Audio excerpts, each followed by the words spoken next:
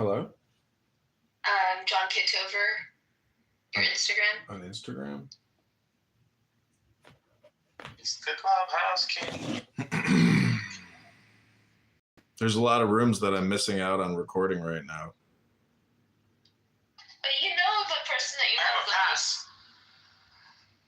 I have a box. I got paid. Alright. But you know you enjoy Diego's company more than I probably... No, I enjoy Diego's company more. But you enjoy his company second.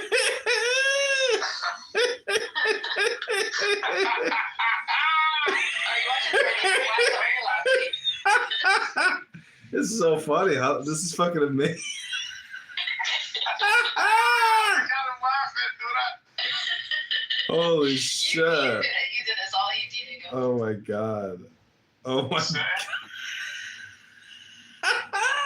Dude, he's gotta laugh his ass off when he sees that shit. See, this is the next level. This is the next level of comedy. It's like doing this type of shit. Like we were like 6 months ago, we started doing Suno songs about each other, but this is like the next level of making fun of people. It's good. Like TikTok and Instagram and all these fucking AI videos, like they are the future of hypnosis and comedy. How can we make one about Issa? Well, we got to get a photo of her from her Instagram and then plug her face in. And we'll have her running through like a house or something. Anything new at all? I definitely want to do one of her in Thomas. But Thomas has moved on. He has... Oh, you sent me a second one? Or the other one that you made? The one that's going in his face? Yeah. You can show that one to John, too. I think... here you go, John. I just sent it to you. Oh, art else has John, you didn't open it. Oh, you did.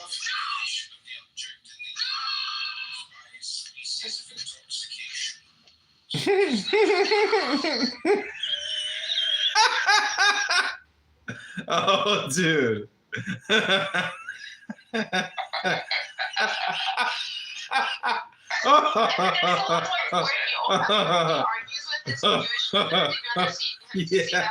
Yeah, let me see that one too. She loves these. I think this is the first time he's ever You know what's funny is like this could upset Zach. But if he doesn't think it's funny, then he's kind of a prick if he doesn't think it's funny. No, Zach's cool. He'll think it's funny. I hope he thinks it's funny, Do you ever hear an AI song that hurt my feelings? But see, you two better fucking do the same shit and roast yourself. You better do it. What do you mean? Diego roasts me all the time. What do you think I'm here for him to roast me? No, I want to see the. I want to see the same type of videos, but with your faces on it. John, can you create can you upload your likeness to Sora so that we can make ones with you? I have a Sora account, yeah. Yeah, so you need to I think you have to allow yourself to be cast. You have to create your persona and allow yourself to be cast. I have 5 other ones. I have one where Zach walks into a dusty Mexican bar. Yeah, I have a bunch of them. They're very funny. I like Zach a lot. Welcome, Kevin. Oh, is Kevin here? He was. Kevin, I saw a great new movie. It's called The Color of Pomegranates. Have you ever heard of it? Oh, I love pomegranate. I've not heard of it. Oh my gosh. Norak, can you post the video for Kevin to watch? Yeah. You gotta see this movie. I was being chased? Yeah, the chasing one. Do you know Zach De La Ruta, Kevin? Evan? Yeah. Yeah. Okay. And his Arab Palestinian girlfriend. Okay. Let's see. Paste. Oh, because it's a new room. Actually, you're chasing both of us. I know. I thought all of these were in the room, but I realized they're not. Kevin, did you click it? No. It's in the chat. It's in the chat. Okay.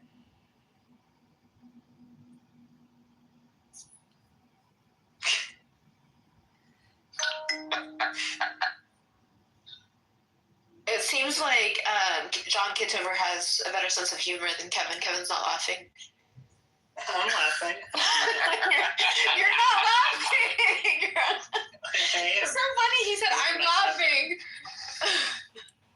I'm like chuckling. I'm chuckling at it. What's the audio? I didn't hear the audio.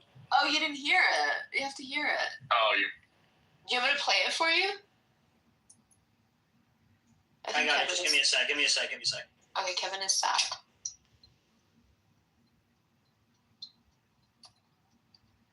How do I upload a likeness of myself, Diego?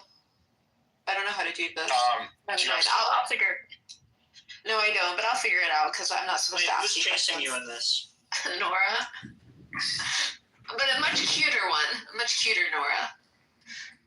I mean, Oh my that's God. I thought you were Nora. I'm not gonna lie. you thought Diego was me? With the mask? Saying I thought you were on this app. I thought this was just another account for you. I thought you were Nora. What? It is Nora. Oh. Okay, well, why are you speaking about yourself? So I got confused.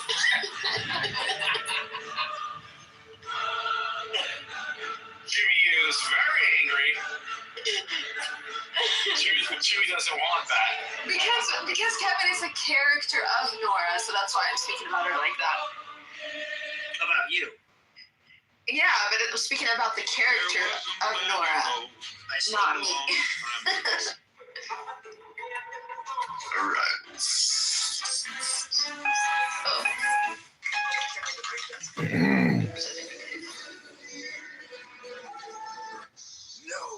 You turn on a photo booth, take photos of yourself. Can you imagine? I'm trying to make a video, an apology video, but I'm trying to see if I can get it where my scar doesn't show. It was like an apology video for Diego. Diego, I think Randy might not be as smart as I thought he was. Because you got doxxed, apparently. No. We were talking about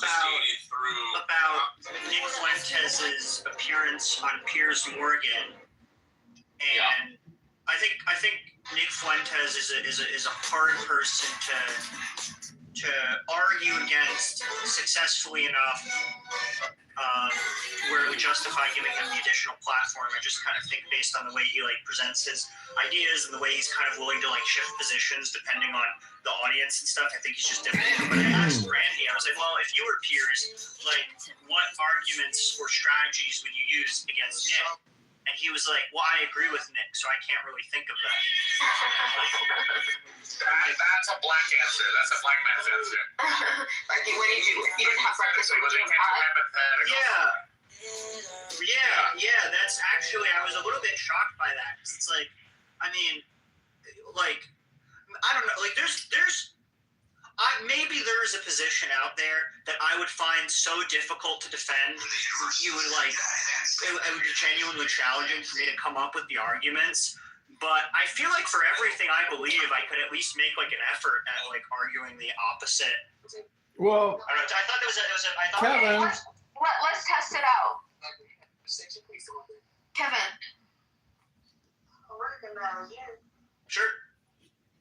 Take the position that there were not 6 million Jews that were killed in the Holocaust, and why?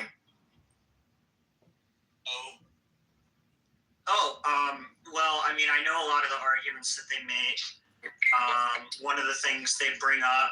No, you were saying it from their position. You have to say it as their position. You have to say it as if that you believe it. Okay. You believe it. like in a paper when you. So I'm assuming the character in this debate. So at the time, nobody thought it was 6 million. One report from the American Red Cross estimated it at around 270,000. Oh, really? Wow. Additionally, estimating deaths for something like this is incredibly difficult, especially given how many of the records the Germans destroyed themselves. So how would we even know these Kevin, you can stop. You can how are people so confident that it is 6 million? We hear this number all the time. It's such an exact, specific number. You know, I mean, you convinced me. Good job. Right. I think like if you're like, not that it's not a challenging intellectual exercise, but I think one should be able to argue the other position, or at least like, I don't know, I was a little bit surprised by that answer from him. Of like, I was literally like, wait, so you can't, like, you're intellectually unable to imagine how, if you were Piers Morgan, like what you might say in order to make Nick look bad. Are you laughing at what he's saying, or are you laughing at something else, Diego? I can't tell. I'm laughing at the fact that Randy is kind of retarded. I don't think that he actually got doxxed by John or Keegan, but Casey. I do think he's a little slow. I looked at that last name. It is a Palestinian Christian last name, despite it being a Lebanese last name. Wow. Yeah, it is a Palestinian Christian. Wow. Kevin, are you still there? Or are you on the phone? Diego, do you know that? Okay, Kevin, are you back? Yeah, I'm back, yeah. You all know that meme of that Chad? The Giga Chad? I guess. I don't know why. I don't know if I've seen too many of Nick Fuentes' face, like, imposed on it and making it look like he looks like him. But now when I see Nick Fuentes on video on live, like when he was talking to Sneeko, he looked like that Chad. He's like getting really, really handsome. He's definitely glowed up quite a bit. I mean, but that also, like, you know, when he started streaming, he was like basically a child. I mean, he was like a freshman in college or something like that. He was, you know, maybe 18 years old. And now he's yeah, he's looking. Now he's like my age. He's almost exactly my age. He's like 25, 26. Yeah, dude. The dude's gotten a lot more handsome. I mean, the beard helps him. I think he also gained a little bit of weight, which you know, I think he maybe is like even a tad chubby now. But like before he was like super skinny. So I think him putting on a little bit of weight was like an improvement, like having like a little bit more fat in his face. Yeah, for sure. Yeah, but I don't know why. Just like whenever I see him like on my, like I saw him with Sneeko, I was like, okay, he looks like that Chad meme now. Like actually, not even the fake one where they superimpose his face on it. Did you see him on Piers Morgan? We watched it together, like in Diego's room. What an embarrassing performance from Piers Morgan. I mean, absolutely retarded. Like, he maybe couldn't have done it. He maybe couldn't have done a worse job. Did you see Dr. Phil and him talking about it a few days later? Did you see that, Diego? I heard about it. Dr. Phil and Piers Morgan analyzed Nick Fuentes, his debate. And Dr. Phil was saying at least now he can admit that there was maybe even more than 6 million that were killed in the Holocaust. You know, I think the issue with arguing with Nick about something like this is he doesn't actually like care about so if you, let's say you brought on a subject matter expert on like the Holocaust history to debate him, Nick would just say, you know, I really don't even actually care. I just don't like the way the Jews use the Holocaust to like, hurt white people. So No, that's not. Yeah, to some degree, yeah. But his position is like, why can't I question it? That he hasn't even looked at it one way or the other. He doesn't have a position one way or the other. That's what he said. he does though. I gotta get going though. Bye, Kevin. He does. I mean, Kevin convinced me that it was not $6 million. He did a really good job. Well, all I can say is, Princessia, based on the way that you use this app, you will probably be stuck. Have you ever seen the movie Batman with Bane, where Batman and Bane both like climb out of the hole and free themselves from their pit of despair? Do you know that part from the movie? I don't Batman? have despair when I'm around Diego. What are you talking about? It's called a metaphor. Do you know what a metaphor is? You're using it incorrectly. You know what a metaphor is. Anyways, it's just an observation. Metaphor versus simile. But Diego, what did you say? I feel like you roasted me, but I couldn't hear you. What's a simile? When you use like or as. Diego, you said something. I want to hear the disc. Go ahead, because every time you disagree, it helps me. Like 6 million, as in more or less, as in like 80 hours a week.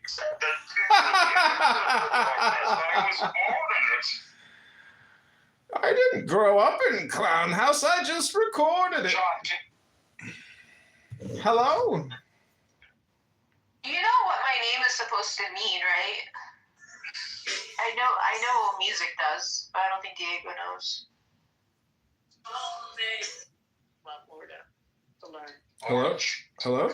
I will point out to the California was going to be New Year's Eve My name is attack. supposed to mean light. The government says, and it was by some pro-Palestinian organization, but not necessarily singularly attacking Jews. So I guess the rest of y'all will just be collateral damage. I don't know. Thanks for that, Abby. I hate that term, by the way. Benjamin, followed by the doctor.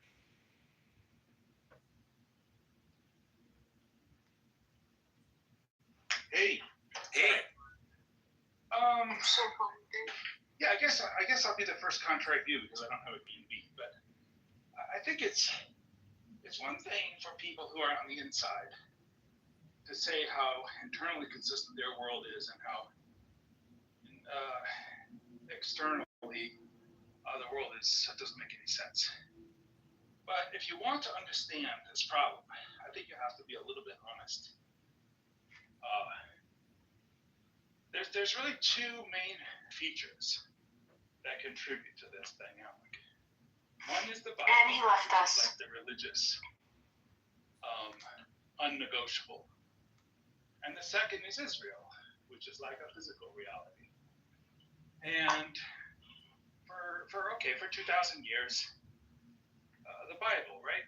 The Bible is rough. Like, I don't know if you've read it. Maybe you've not read it. The Bible, they call it the Torah. That's fine. Torah, it's part of the Bible. No, the Torah, the Tanakh. No. It's The Pentateuch. hold on. It's fundamentally different. The Torah and Tanakh are the Old Testament in the Bible. The Bible is the compilation of the Old and the New, right? So And from a Christian perspective, so you can't call the New Testament just the Bible. You can't call it the Old Testament just the Bible.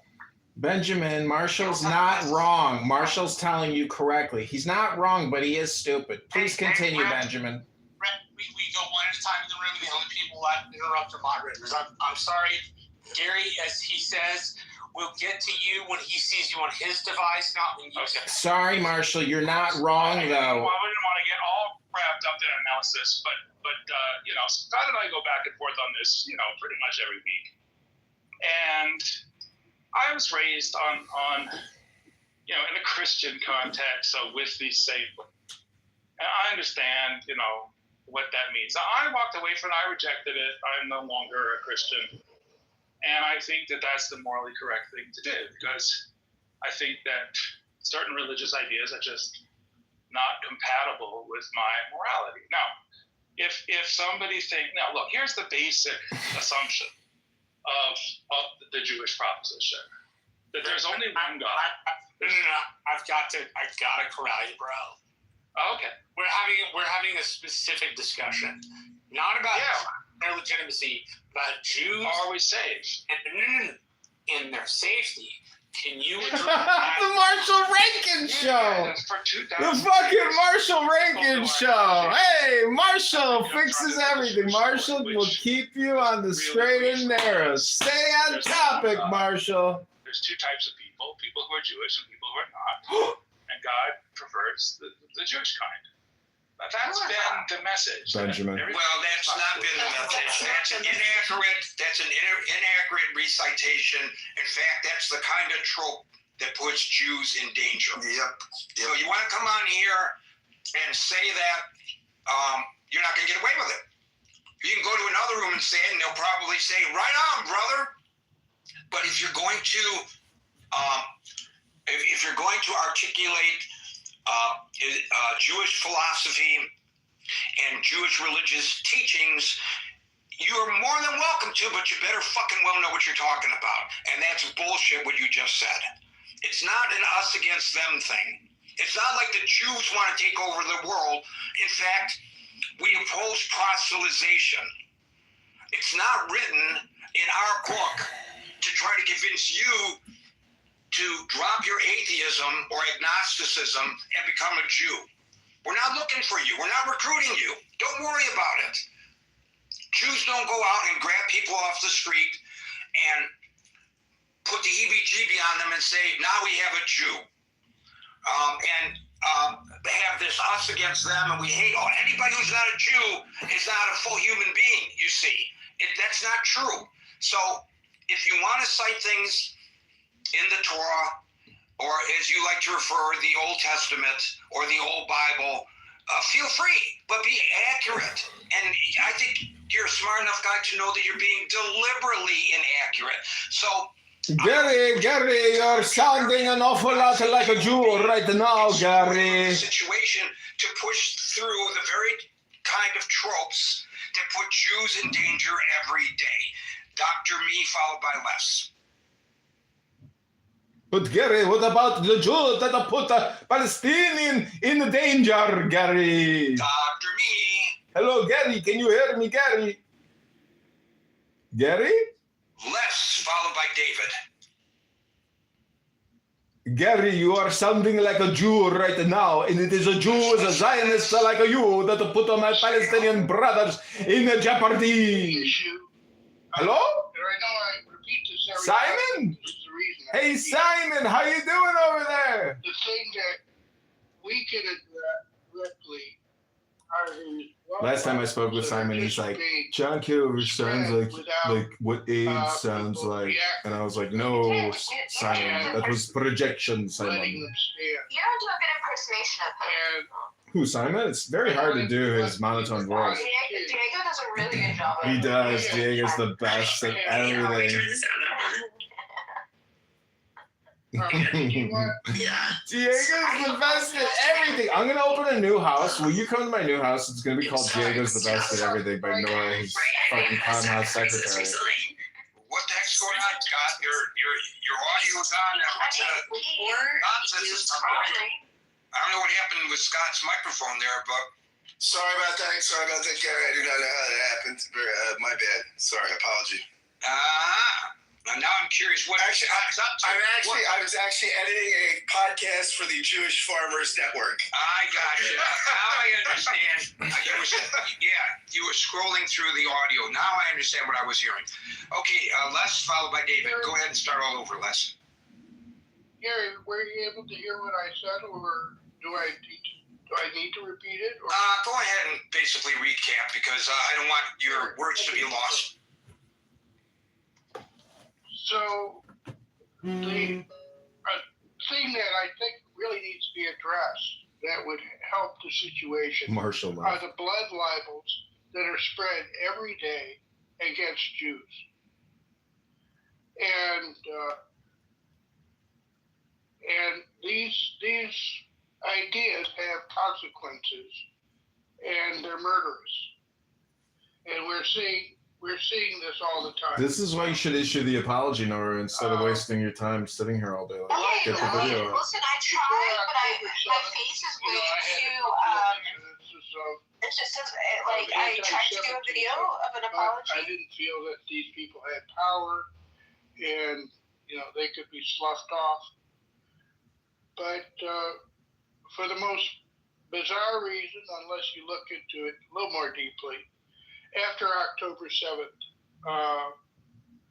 it really intensified, and it's basically your oil money at work. You had Qatar that took all this money and decided to smear Israel and smear Jews. And that was just part of it anyway. But in general, these bloodlines. Sergeant, come talk to us. Do you not want to talk to us? Because. And they can't, be allowed to stand. Thank you. You used the correct term that I did not use in labeling what the previous caller said, and it was indeed a blood libel. Thank you for correcting that, Les. David G., followed by Tiffany. Hey, Gary. Very sobering weekend, to say the least. In addition to the many lives that were lost in Sydney, to the anti-Semitism shooting and the many injured, we lost Rob Reiner, who was also of the faith and a great, valiant activist, in addition to the many great things he did on TV and movies. And because you're on my Instagram, stupid. Yeah, it's a shame that he died of Trump derangement syndrome. That's just really sad. Well, I just didn't want to go there. But you're right. Yeah, that was a horrible slap. But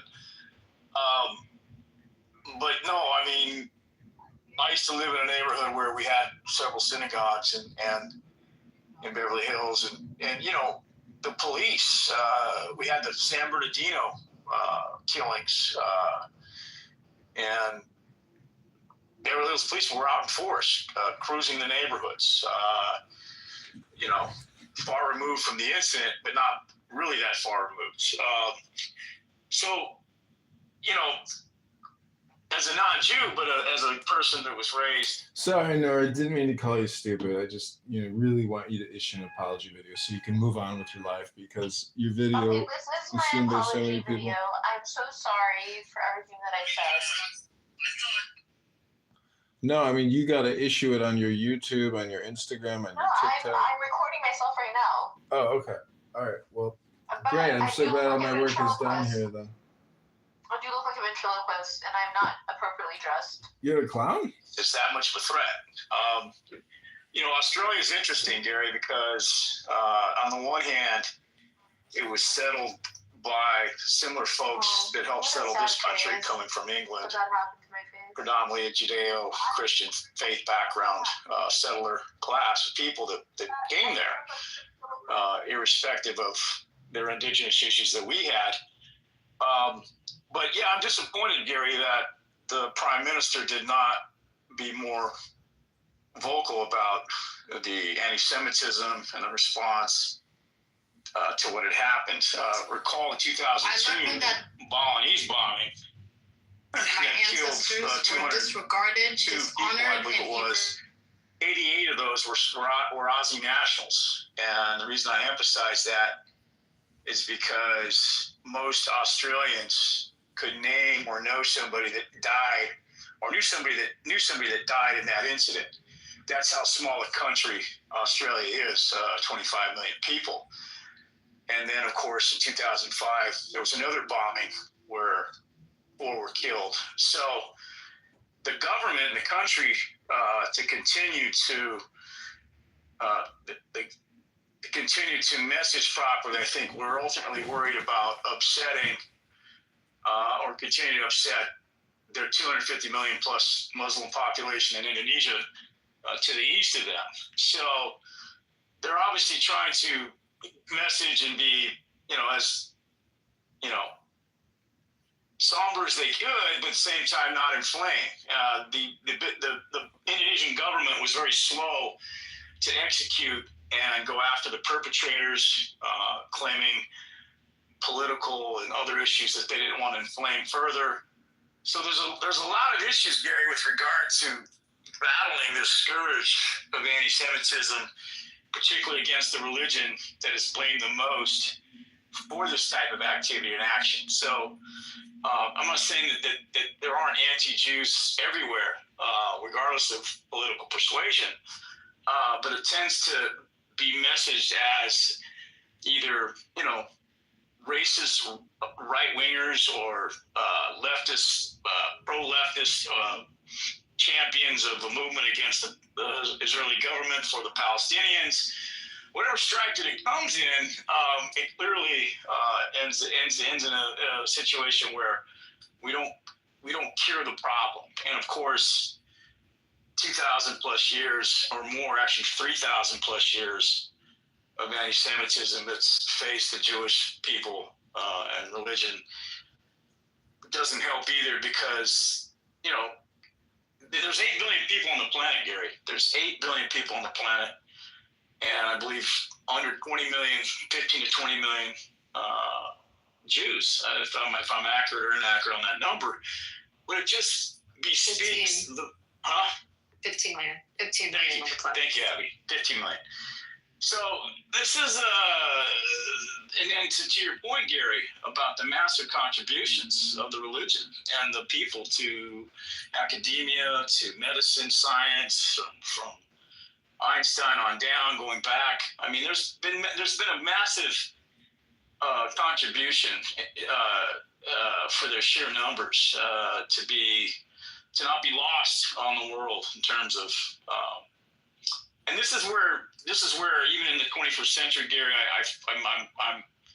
we're way more radicalized with factions and bad ideas and tropes and everything else, to where this can't be litigated with violence, unfortunately. We can there's just too many people against this small religion, Gary, for there to be, other than, from a state position sort of response, because we don't know. I was talking to my sister's boyfriend, who's Jewish, and his last name's Levy, and he's from the East Coast, and we just celebrated a Christmas party together, and I wished him happy Hanukkah on the first day, and he's scared about Mandavi, and he's scared about all these other issues that are coming around, and then this whole thing blew up in our face over the weekend, and I was talking to him about, we don't, for you don't know you don't know where these people are. You don't know where the enemy is residing or walking amongst us. And that's the scary thing about, I've been to Bondi Beach, by the way, Garrett. I brought it up in a room earlier with Rick and Marshall. It's a beautiful location. You and Nicole Kidman, she was just there last week. Oh, okay. Well, my point with bringing that up is that it's a beautiful place in space, and you think of Australia as a very safe country, given the reasons I mentioned about being 25 million. But we were talking about how the Sydney government, the police force, should have. It's a big beach, so they would have required a pretty sizable police presence to maybe deter or beat. Well, they didn't occupy the entire beach. The party was held in a confined area, actually a park adjacent to the beach, to be exact. So it was doable in terms of setting up security. Okay, that makes sense then. That makes sense then, because some of the videos I was. Yeah, by the way, the NYPD does a great job of setting up security for Times Square on New Year's Eve and the Thanksgiving Day Parade, on the 4th of July fireworks, and that's certainly spread out much, much further than this. It's doable, believe me. No, absolutely. And I wanted to bring up, like I said, I mentioned before, I was in Thailand during my 5-country tour this past summer, and it was the beginning of the first Thai holidays, the New Year. And in my hotel, there were Israeli nationals celebrating in my hotel. I had several conversations with them, and when I went down to the lobby to leave for dinner, 8 or 9 Thai national military personnel were in that lobby protecting that large group of celebrants for the high holidays. So, you know, this was a far larger gathering with which I don't know how you would rate the holidays in terms of importance. I guess it doesn't really matter, but the fact that you would have that many Jewish adherents trying to celebrate Hanukkah on a beach like that says to me that, yeah, there was a drop or lapse in security for that. So, but anyway, I'll land there, Gary. I know those folks want to speak, and my heart and prayers go out. And obviously, whatever more money we need to spend. You know, one thing about America, Gary, one thing I've enjoyed about being in this country, being in Los Angeles, is, you know, our movie industry has done a wonderful job of keeping the memory of the Holocaust alive. And I remember it was brought to my attention in the early 90s when I was in college, and Schindler's List was just launched by Spielberg, excuse me. And it was argued in class on several of my discussions about international politics in Israel was George Bush Sr. was attempting to roll back, I guess he was trying to roll back some of the funding we do for Israel. And it was being argued that Schindler's List was potentially a direct response to some of these policies that George Sr. was trying to implement. And I'm not saying he wasn't a friend of Israel, but the fact that it was being debated that we can't keep our eye off the ball with regard to Israel and assisting them geopolitically. But I don't know, that's for another discussion. But I remember the movie was one of the most impactful ones I ever saw on the Holocaust, and you know, I'm grateful for Hollywood for able to produce that kind of productions, because let's face it, Gary, we're very lazy when it comes to academics and studying and learning. And even myself, who has many Jewish friends, I had to do a deep dive to understand just what the protocols of Elders of Zion was and how that originated and how that found fertile soil in Russia and in Europe, and then was used and leveraged by the Nazi machinery to promulgate these ideas that they used to, starting out as, you know, basic lies about the history of Judaism in the world and how those took root. And even to this day, these ideas are still promulgated out there and believed by Nazi groups and whatnot. And so, you know, it's only going to be, I think it's only going to be one, Gary, through a better educational approach to this. And, you know, and I'll end there. Can I respond to two things, David? Absolutely. David, with respect to lack of security, we will have, when we have an event in the United States, we will always reach out to our local law enforcement, let them know there's going to be an event.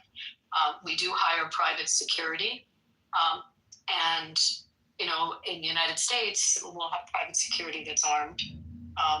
However, we do rely heavily on local law enforcement.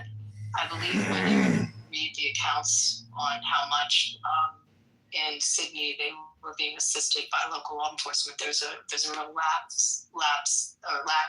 lack of real motivation in that country to have taken the Jewish community's needs seriously, and they were not getting the reenactment that luckily we do in a lot of U.S. cities when we have events, in some of our cities that are more problematic.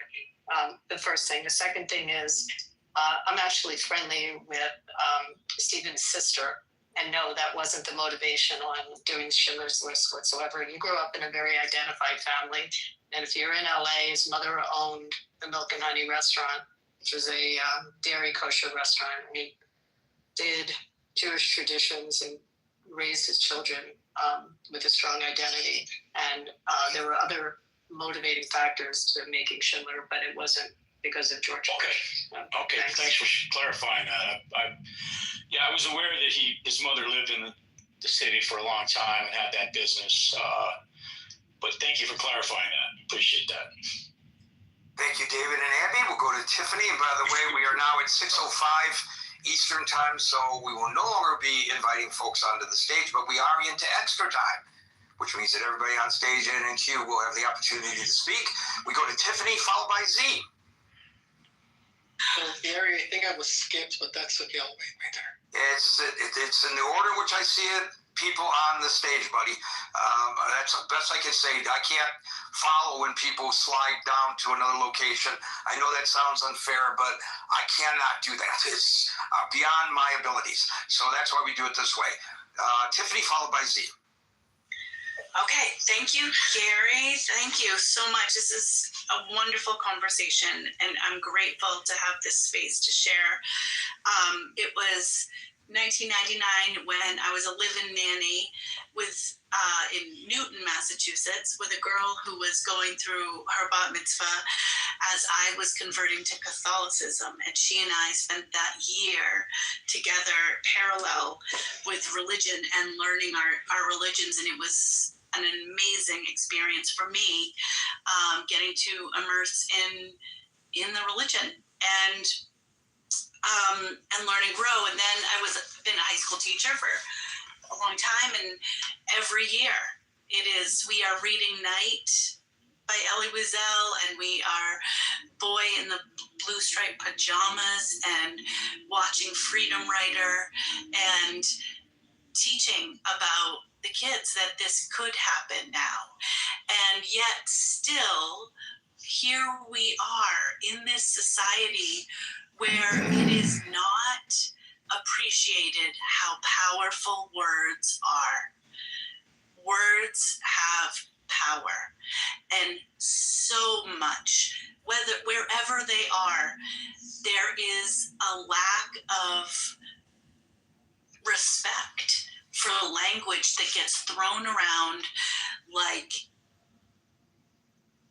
it's in respect to the Holocaust in particular, right? Name calling from people that aren't Jewish, but that are wherever. They don't even have a piece in it, but they'll take the Holocaust language and use it so casually. And it boils my blood. And it has to stop. And that I have power over for me, in that I can be very aware of the language that I use in name calling or respecting others, and showing up with love, showing up in love and curiosity and respect and support. And I have 2 children, 13 and 18, and I can have them also show up in their world in respect and awareness of how powerful language is. We have that power. It doesn't cost anything. We get to choose every day how we are connecting, how we are supporting, or how we are not. Either way, that's our choice. And so today, I was very grateful to raise my hand and say that I'm here. I'm here with the Jewish community. I am sickened and saddened. I am sending love and support, and I will always be a vocal ally. Thank you. Thank you for those heartfelt comments, Tiffany, and they are soothing to the community. We'll go to Z, followed by Dave Lintz. Hey, thanks, Gary, and thanks everybody who has shared. I actually don't have a lot to say. I'm here learning. I don't know a lot about the history.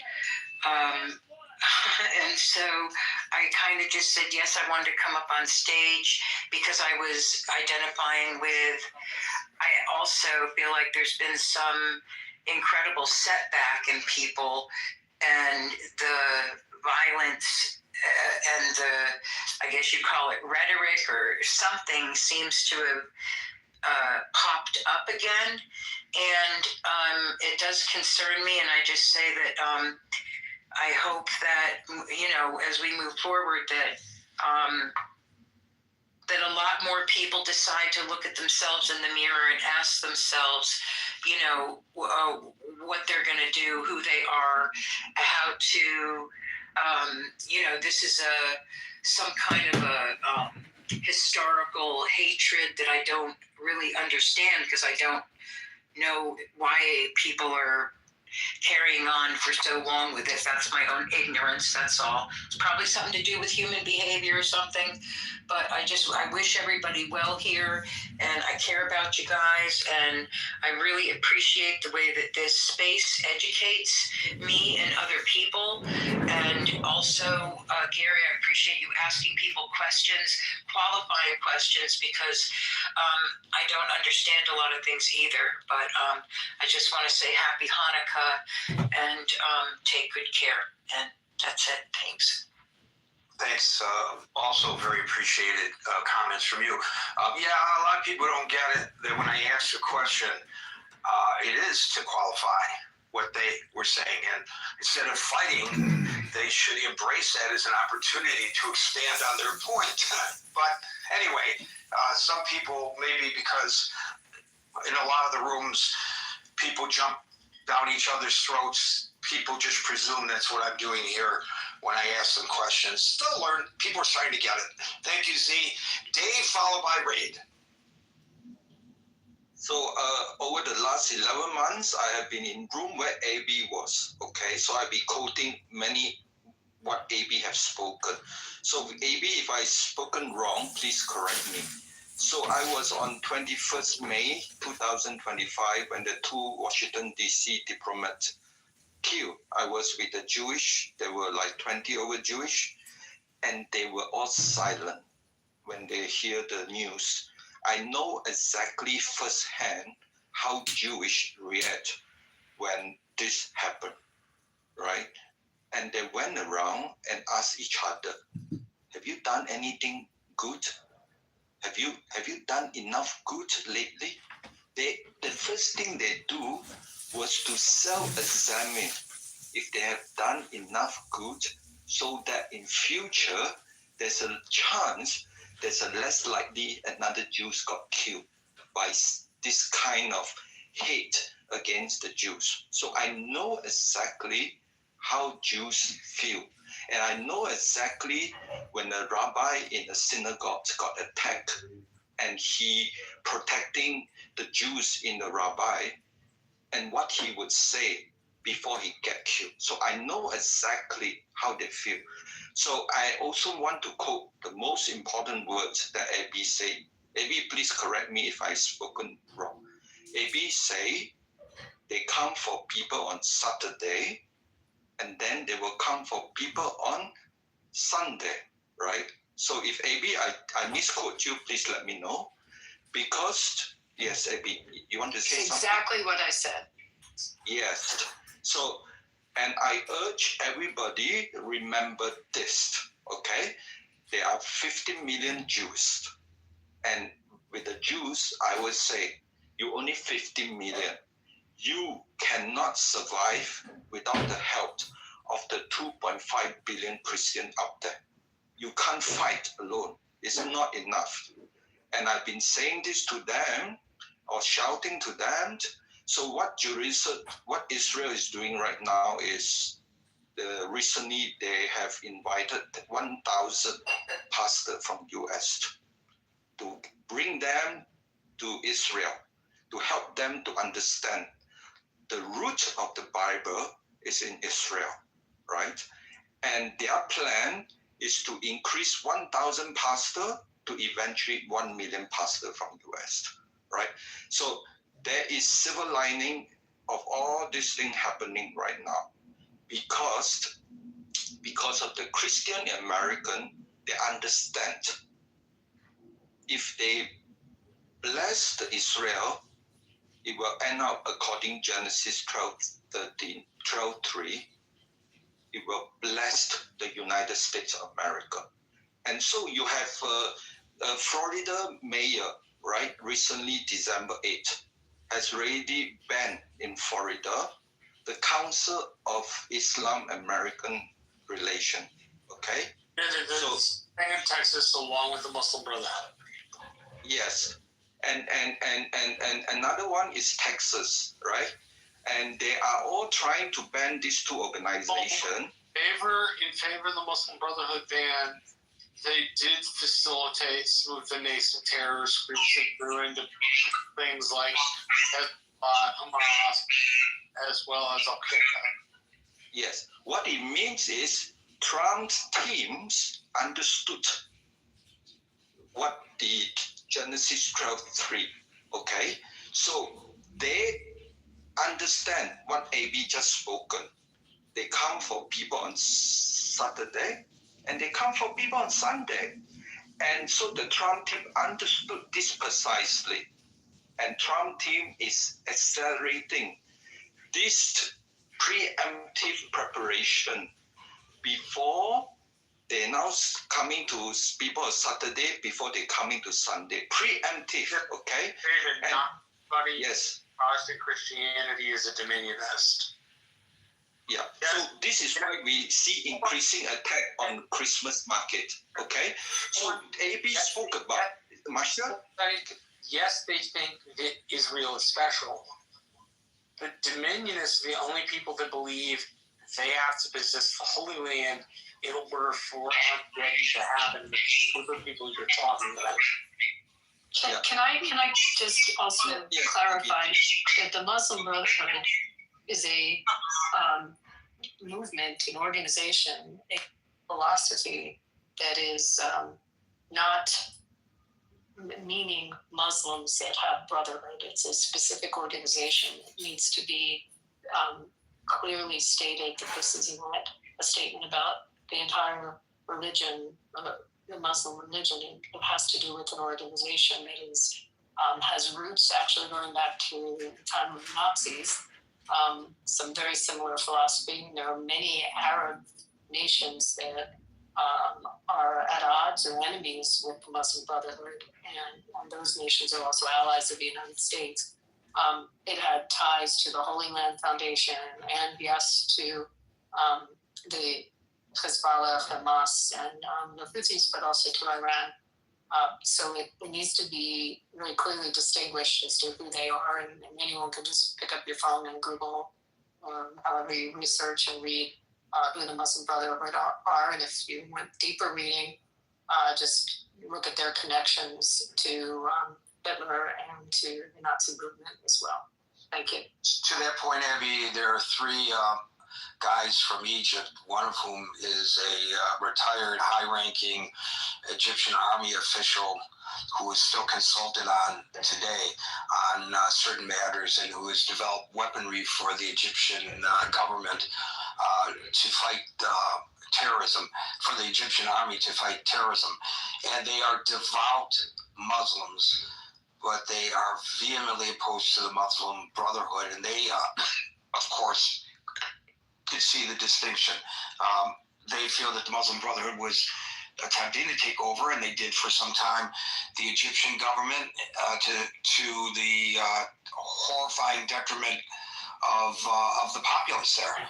And that was eventually put down. And part of that was encouraged by certain policies during the Biden administration under the auspice of some things that the then Secretary of State Hillary Clinton did that I think in reflection she and he may feel was inappropriate, their approach to it. But at any rate, the point is, coming from you and me, it's one thing. Coming from these guys who I see on a weekly basis who are devout Muslims, they would agree with your statement. They do not feel that opposition to the Muslim Brotherhood is opposition to their religion in spite of the title of the organization. Okay, we'll go to Raid, followed by Andrew.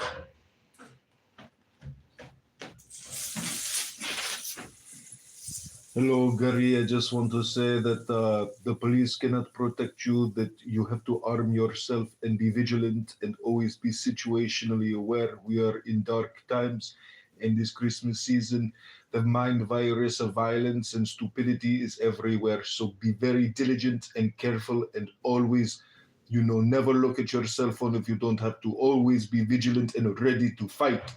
Fight, fight, fight. Fight these evil bastards.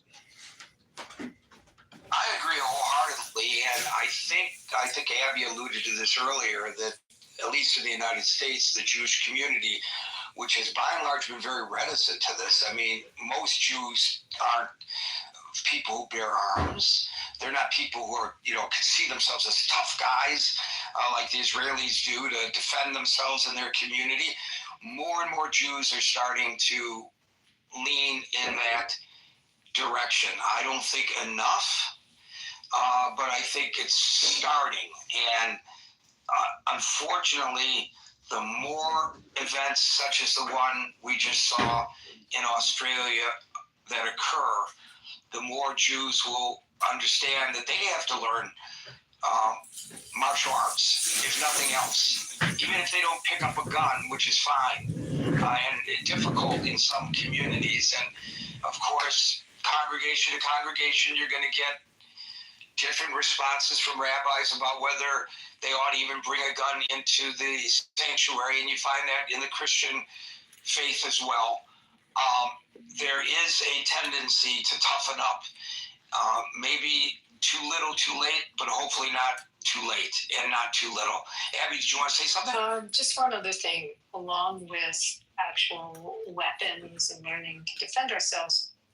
The leaders in the world of intelligence technology with respect to things that I mentioned earlier, like facial recognition, but also deep, dives into information. And so much of the U.S. government now comes out of Israel, comes out of technology in Israel. And for many years, our community didn't really take advantage of the fact that, out of Israel was coming technology that we needed. But now we've partnered with several of these companies, and we're able to have, much more robust intelligence than we had prior. So, but I just wanted to share that so much of it was invented there and comes from some very successful, growing, some were just startups that have come up with great techniques for surveillance that, again, our government takes advantage of, and it's one of the assets and one of the benefits of the allyship is what intelligence and intelligence gathering the U.S. receives from Israel. But now also the Jewish community in the United States, also in England. We actually, one last thing I'll say, is the way we are set up for our security. Generally, we got and used, parroted what they were doing into the community trust, which is a program they had in England as well. Thanks. Well, Abby, as we say here in New York City, if you see something, say something. And that's, at the very least, to take the previous caller's point, what Jewish folks have to do. And if you see something or hear something that sounds bad, don't be afraid to, I'm dating myself here, drop a dime and call the cops or the FBI or somebody and let them know. Andrew, followed by Ethan. Hello, Gary. Obviously, I was sick and mortified, saddened, and just incredulous that this has happened at Bondi. And it just, I remember the previous night I'd seen something about what was happening on the beach, but it wasn't specific. It was just a shooting. And then when I woke up in the morning, I got more details, and it just was devastating. That being said, I don't want to go into all the historical aspects of this. This is so multifaceted. It's historical. It's also recent history. But what we have here, I think, also is you've got a concerted effort from far right, in particular, to, and I know this is happening in my country, in Canada, through I think the organization is called The Base, they're a neo-Nazi type movement. And they are going into some of these athletic clubs weight clubs, and they are trying to, recruit these young men into this ideology. And according to some of the readings that I've done, it's being quite successful. And I don't know what to do about it. We've got an intersection of these tropes, and it happens all the time whenever people feel that they're disadvantaged or the economy's bad or they're not being afforded the right opportunities or what have you. They look for a scapegoat, and this is an easy one. It's always low-hanging fruit. And it's like I said, historically, we've seen it before with the Black Death, poisoning wells, and it goes on and on and on. The first time I ever encountered this, I was at a local in Georgetown, and I was sitting at the bar, and some gentleman came down and he just talked to me, and it wasn't 30 seconds in. He started with the Rothschilds, so I knew what was coming, and I just told him, "Okay, shut up. I don't want to talk to you." So that's the first time I've encountered that in person. But of course, now in this day and age, it's all over the place. If you have those sorts of algorithms, you're going to find it. And fortunately, I try not to click on that kind of stuff. So I don't get that in my feeds for the most part. But yeah, it's just a horrific event. And again, my heart goes out to all people that have been affected by this, which I consider myself affected by this, obviously. Because I have friends here on the app that are part of the faith. And those are the people I thought about first as soon as I read that in the morning. So anyway, I'll land there. Thank you, Gary. Thank you, Andrew. Appreciate those words. Ethan, followed by Steve. Yeah, my picture that I have there, I'm actually a little older than I look in that picture. I wanted to just bring in like a sense I have of the history. I think that we've lived through kind of the golden age of American Jews and maybe Jews in other countries too. And when I was young, it was, I used to get beaten up for killing Christ. It was still, the Catholics had not all gotten the message from the Vatican. And one of the things I really the Pope today, by the way, said enough with this anti-Semitism. So I want to just a tip of the hat to the Pope today for saying. Yeah. All I'm saying is that it was different and it changed. And I sometimes think that we were living in a bubble. Post-World War II, it took a lot of years for people to sort of get the message about the Holocaust. It took a while. When I was young, when we moved to a new neighborhood, you couldn't get into neighborhoods because if you were Jewish, there were still rules. I forget what they called it, like covenants or... That is what they called them. They called them, yeah. So it took a while. It took a while for the whole, that was about 20 years after the Holocaust. It took a while for that to kind of move through society. And I kind of look back and I just sort of, one of my feelings is just that I worry a bit that we lived in a bubble of like a golden age and that what we're seeing is more like a return. And so the answer is the Jews have never been safe. And we got this idea that they were, that was this bubble. And I much of my life I've had to keep, I don't look Jewish, as they say. I've kept my Jewish identity secret in a lot of my life and where I work. Like, for example, I've worked in academic settings and I don't say I'm Jewish. I hide my identity. I don't put I don't have something on my door. I've never felt, maybe because when I grew up, I never felt safe. Well, I remember going and thinking things were getting a lot better for Jews. But maybe, so my perspective is just like maybe the history is that we're just getting used to that it's not really safe and that was a really special time when it seemed to be. I'll stop there. Thank you, Ethan. Well, you're kind of echoing something that Abby said about it's kind of went to sleep, but it's always ready to awaken. And Abby, and Ethan, the analogy I use is a virus. There are viruses. The Ebola virus, it's still there. It's not affecting us right now, but it's waiting. And anti-Semitism is a virus that is now started to activate once again. And I don't know that there's an answer to it, frankly. How do you combat hatred. You can only combat hatred with the truth, and even then, you're not going to fully put it down, you know? And I think it's a shame that people have to feel like yourself, that they have to hide their identity. Yeah. Because I you should know, give you one more example. I was at work, a number of years ago, and a colleague of mine who I'd known for years, and I mean, she should have known I was Jewish, started talking about how there was this conspiracy of Jews in the place we were working. And it never even occurred to her that I was Jewish. yeah, well, see, you got the luxury of being able to pass. And sometimes you hear things that you weren't supposed to hear, unlike a black person, for example, who doesn't, you know? So there may be an advantage to that. Thank you, undercover Jew Ethan, and we'll go to Steve, followed by Alex, and then Barang will get the last word. Steve?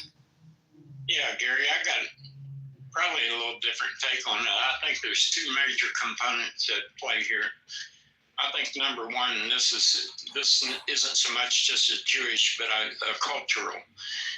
As morality breaks down, I think violence becomes more prevalent, because I think the underlying structure of right and wrong being removed gives people more of a feeling of freedom to commit horrific acts. So I think that's one component to it. Specifically, though, I think this hatred's probably the oldest one that exists on the face of the earth. And I think it probably goes back to the tents of Abraham with Hagar and Sarah, Ishmael and Isaac. And I think there's the genesis of it. And I think it's carried on ever since then. And then that's basically my take on it, Gary. Well, I can't tell you that I was disinvited from an Easter dinner table by a Roman Catholic family.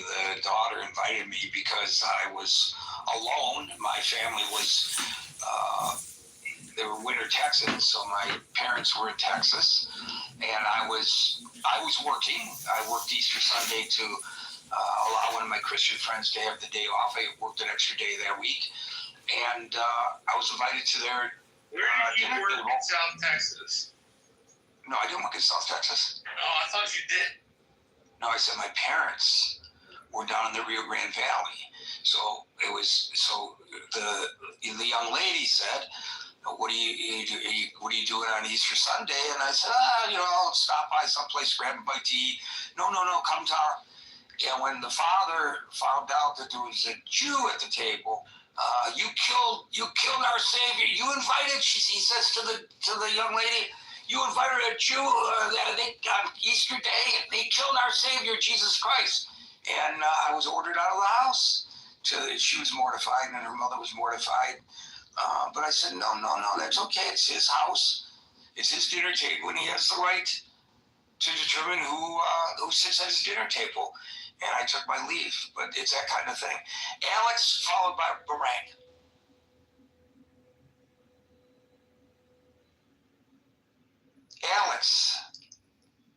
Alex going once. Alex going twice. Barang, you get the last word. Yeah, hi, Gary. I think tragedy, are Jews safe anywhere? I think I think Jewish people need to be careful. I think they need to know their neighbors. I think they need to connect with the people that live close by. As unfortunate as it is, I think once you connect at personal level with folks, things becomes very different. I grew up in a place with 30% Jewish population, a small northern enclave in Northern California. But I shouldn't say grew up. I went for 8th grade or middle school and high school. And my best friends are Jewish. My best friend married my wife and I, and he's Jewish. He was the person who married us. So I think it depends on where they live and people that surround them. One thing that I'm going to say, and I think it's a trap that everyone needs to be careful of, and I'm not saying it happened in this room, but in other places I hear it here and there, is we have to be careful not to fall into a narrative of this war of civilizations, because it's very dangerous. That was not articulated here all day, not once. Okay, yeah, not here, but I hear it in the news, and I think we have to treat this as a terrorism by terrorists, sick individuals that need to be punished. And I think the guy, they had some information on him from 2019 Today. 2009. I'm sorry. Okay. So they had some information on him in 2019 that the guy, the son, the 24-year-old that was born in Australia, he had some radical tendencies. They